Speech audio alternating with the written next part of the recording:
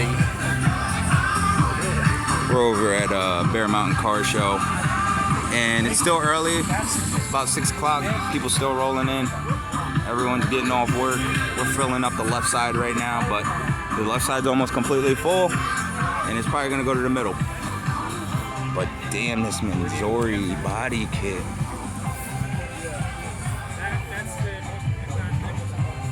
Jeez. Sorry. Damn. This is nice. What else is out here?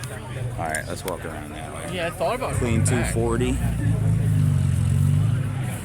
thought about coming back to that. Was that a Nova? Yeah. Oh, they fired a lot of people. A lot of people that used to be there ain't there no more. Just know that. Hell yeah. America! Damn.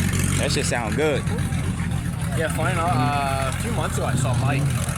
Oh, yeah? Yeah.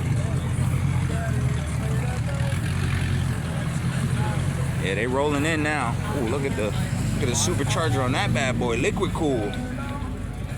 5.7?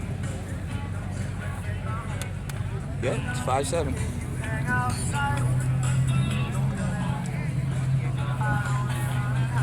What's up, bud?